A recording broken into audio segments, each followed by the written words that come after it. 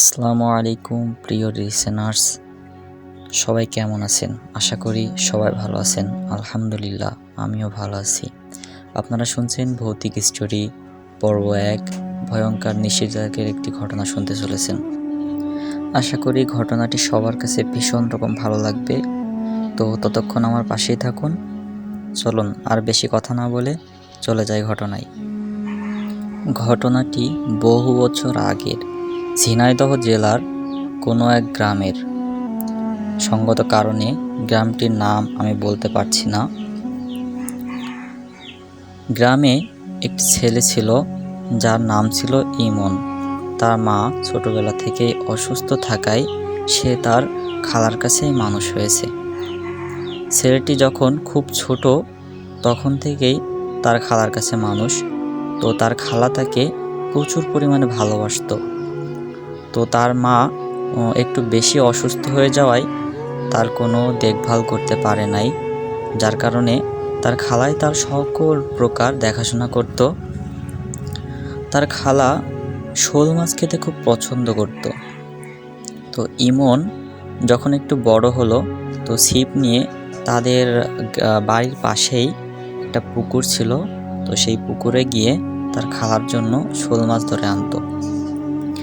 তার খালা তাকে বলতো, আমার ইমন আছে বলেই যেন আমি শোল মাছগুলো খেতে পারি, না হলে কে যে আমাকে শোল মাছ এনে খাওয়াতো। বেঁচে থাক বাবা, বালাই 60। ইমনের বয়স যখন আনুমানিক 16 থেকে 17 বছর, তখনই ইমনের খালা 3 দিনের জ্বরে মারা যায়। বলে রাখা ভালো, ইমনের খালার কবর দেওয়া হয়েছিল তাদের বাড়ির পাশে, যেই পুকুর পাড়ে ইমন মাছ ধরতে যেত ওই পুকুর পাড়ে। এরপর থেকেই যেন ইমনদের বাসায় নেমে আসে এক কালো ঘোর অন্ধকারের ছায়া। ইমনের খালার মৃত্যুর পর থেকেই ইমন কেমন যেন একটা হয়ে গেছিল। কিছু খেত না, কারোর সঙ্গে কথা বলতো না, একলা একলা বসে থাকতো এবং কি সব জানি বিড়বিড় করে নিজে মনে কথা বলতো। আর প্রায় রাতেই ইমন ঘুম থেকে জেগে উঠত এবং চিৎকার করত।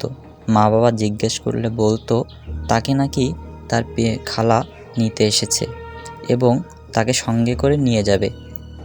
ইমনের এই কথা শুনে তার মা বাবা খুবই চিন্তিত হয়ে পড়ল এবং ইমনের পর থেকে কেমন যেন আরও বেশি শুকিয়ে যাচ্ছিল। ইমনের মা বাবা তাকে অনেক দোয়া কালাম পড়ে ঘুমাতে বলতো, তারপরেও যেন কিছুই হচ্ছিল না। একদিন রাতে ইমন ঘুমের ঘরে হঠাৎ জেগে উঠে তার মাকে জড়িয়ে ধরে শক্ত করে আবার ঘুমানোর চেষ্টা করলো, কিন্তু কিছুতেই যেন ইমনের চোখের পাতা বুজে আসছিল না। ঘুম যেন হারিয়ে গিয়েছে তার জীবন থেকে। নিঝুম রাত, চারিপাশে শেয়ালের ডাক, ঝিঝি পোকার ডাক।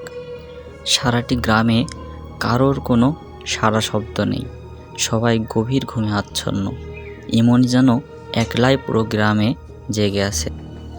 এরপর থেকে ইমনের জীবনে শুরু হলো যেন আরেক কালো অধ্যায়। একদিন রাতে সবাই যখন ঘুমাচ্ছিল, ইমনও ঘুমাচ্ছিল। হঠাৎ ইমন একাই শুনতে পেল তার খালা যেন তাকে তার বাড়ির জানালা দিয়ে তাকে ডাকছে, ইমন, ইমন, আয় বাবা, মাছ ধরতে যাবি না? এই তো দেখ না, বৃষ্টিতে পুকুরে কত মাছ খাচ্ছে, আয় বাবা, আমাকে শোল মাছ ধরে খাওয়াবি না? খালার ডাক শুনে ইমন ঘুম থেকে উঠল এবং মাছ ধরার উদ্দেশ্যে পুকুর পাড়ের দিকে রওনা হলো। পুকুর পাড়ের দিকে যেই মাত্র পৌঁছালো, ইমনের গা কেমন যেন ছমছমে একটা ভারী অনুভব করলো। এরপরে ইমন নেমে গেল পানিতে। ইমন পানিতে পলো চাপছে আর রাশি রাশি মাছ তুলছে। তার হাতে থাকা খালইটি যেন কিছুক্ষণের মধ্যেই মাছে পরিপূর্ণ হয়ে গেল। এরপর মাছ ধরা শেষে ইমন পাড়ে উঠে আসলো এবং সে যেই না মাত্র তাকালো কবরস্থানের দিকে, কবরস্থানের দিকে তাকিয়ে যা দেখলো তা দেখার জন্য ইমন মোটেও প্রস্তুত ছিল না। দেখলো তার খালা কি বীভৎস চেহারা নিয়ে তার দিকে তাকিয়ে আছে এবং তার কাছ থেকে ওই শোল মাছগুলো চাচ্ছে। এটা দেখা মাত্রই ইমনের মনে পড়ে গেল যে সে এত রাতে মাছ ধরতে কেন এসেছে, কার ডাকে এসেছে। আর তার খালা তো কিছুদিন আগেই মারা গেছে, তবে ওখানে যে বসে আছে সে কে? নিঘাত পিশাচ। সে এটা ভাবতে ভাবতে দৌড়বে, কিন্তু সে সময় তার পা আর যেন এগোচ্ছিলই না। হঠাৎ ইমনের মনে আসলো দোয়া কালাম পড়লে এসব অশরীরই নাকি কাছে আসতে পারে না। তাই সে তার জানা দোয়া কালাম পড়তে থাকলো এবং প্রাণপণে জীবন বাঁচাতে বাড়ির দিকে ছুটতে থাকলো। ছুটতে ছুটতে বাড়ির উঠানে এসে পড়ে গেল এবং অজ্ঞান হয়ে গেল। তখনও তার পরিবারের কারোর ঘুম যেন ভাঙেনি। সকালবেলা ইমনের মা বাইরে এসে দেখে তার ছেলে উঠোনে পড়ে আছে। ইমনের মা এটা দেখে চিৎকার দিল। আশেপাশের বাড়ির কিছু মহিলা এবং কিছু লোক সেখানে আসলো।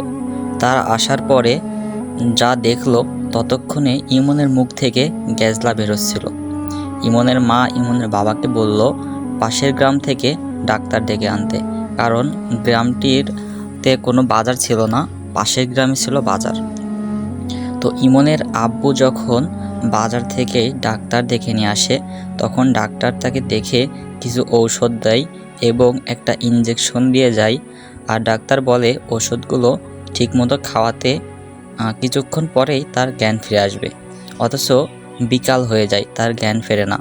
মাগরিবের আজানের পরে সন্ধ্যাবেলা তখন তার জ্ঞান ফিরে আসে। জ্ঞান ফেরার পর ইমনের সঙ্গে রাত্রে কি হয়েছে লোকজনে যখন তার কাছে জিজ্ঞেস করে, কিন্তু অবাক হওয়ার বিষয় ইমন কিছুই বলতে পারে না, শুধু ফ্যালফ্যাল করে তাকিয়ে থাকে। তার যেন কিছুই মনে নেই রাত্রে কি হয়েছে। সে যেন স্বাভাবিকের মতোই সবার সঙ্গে কথা বলতে থাকে। আজ রাতে ইমনের আর কিছুই হয়নি, সবাই ভালো মতো ঘুমিয়েছে। সপ্তাহখানিক আর ইমনের কিছুই হলো না। সবাই ভাবলো হয়তো ঠিক হয়ে গেছে ডক্টরের ওষুধে। কিন্তু তার পরের দিন রাত্রিবেলা আবার ইমন মাঝরাতে শুনতে পায় তার খালার ডাক। তার খালাকে যেহেতু ইমন খুব ভালোবাসতো, তার ডাকে সাড়া না দিয়ে থাকতে পারল না। ইমনের যেন তখন কিছুই খেয়াল নাই। ওই দিন রাতটাও ছিল বৃষ্টি ভেজা রাত। ইমন যখন তার খালার ডাকে বাইরে চলে আসে খেপলাটা নিয়ে, আজকে আর পলো নেয়নি, খেপলা জাল দিয়ে মাছ ধরবে। তো ইমন বাইরে আসার পরে তার খালার ডাকে যখন বাইরে চলে আসলো, আসার পরে মেঘ যেন প্রচুর জোরে গর্জন দিচ্ছিল। তবুও ইমন কিছুই যেন খেয়াল করলো না। তার এক মনে ছুটে চলল তার খালার ডাকের পিছু পিছু পুকুর পাড়ের দিকে। আজ মাছ ধরতে যাওয়ার সময় ইমন আর একা নয়, ইমনের সঙ্গে তার খালার রূপবেশী ওই নিশি পিশাচটাও তার সঙ্গ দিয়েছে। অশরীরটার পিছু পিছু ইমন চলল পুকুর পাড়ের দিকে এবং 7-5 না ভেবেই নেমে পড়ল পুকুরের জলে। এবং কিছু দূর যেতে যেতে মাজা পানি, গলা পানি, এমন করে সে মিলিয়ে গেল কচুরিপানার নিচেই। আর তাকে যেন খুঁজে পাওয়া গেল না। পরদিন সকলে ইমনকে খুঁজে না পেয়ে খোঁজাখুঁজি করতে থাকে, কিন্তু ইমনকে কোথাও যেন পাওয়া যায় না। হঠাৎ গ্রামের পুকুর পাড় থেকে খবর আসে ইমনকে নাকি জলে পাওয়া গেছে। জেলেরা যখন মাছ ধরতে যায় জলে, তখন জলের ভিতর থেকে জালের মধ্যে ইমনকে পাওয়া যায়। সকলে ধরাধরি করে জেলেরা তাকে উপরে নিয়ে আসে এবং তার মা বাবা কান্নায় ভেঙে পড়ে। এ কি হলো তাদের ছেলের সঙ্গে? গ্রামের লোকজন বলাবলি করে তার খালা নাকি মৃত্যুর পরেও তাকে ভুলতে পারেনি, তাই তাকে সঙ্গে করে নিয়ে গেল। এরপর গ্রামের লোক ইমনের দাফন কার্য শেষ করে বাসায় আসে। তারপর থেকে যেন একটু গভীর রাত্রেই ওই পুকুর পাড়ের কবরস্থানের পাশ থেকে কেউ যেতে পারত না। গেলে যেন মনে হতো গা ছমছমে একটা ভাব এবং পিছন থেকে যেন তাকে কেউ ডাকছে তার নাম ধরে। তারপর এক কবিরাজ ডেকে এনে সেখানে জায়গাটি বন্ধ করে দেওয়া হয়। বর্তমান সময়ে সেখানে এখন অনেক বসতি হয়েছে, ঘরবাড়ি হয়েছে, এখন আর সমস্যাটি হয় না। ঘটনা ছিল বহু বছর আগের। আজকের মতো ঘটনাটি এই পর্যন্তই ছিল। কেমন লেগেছে কমেন্টে জানাবেন এবং সাবস্ক্রাইব করতে ভুলবেন না। আর কেউ যদি নিজের জীবনে ঘটে যাওয়া বাস্তব ঘটনা ভৌতিক স্টোরিতে শেয়ার করতে চান, তবে স্ক্রিনে নাম্বার দেওয়া আছে, হোয়াটসঅ্যাপ নাম্বার, এই নাম্বারে পাঠিয়ে দিতে পারেন আপনার নিজের জীবনে ঘটে যাওয়া বাস্তব ঘটনা। তো আজকে এই পর্যন্তই। আমি আব্দুল জব্বার বিদায় নিচ্ছি। ধন্যবাদ, সবাই ভালো থাকবেন।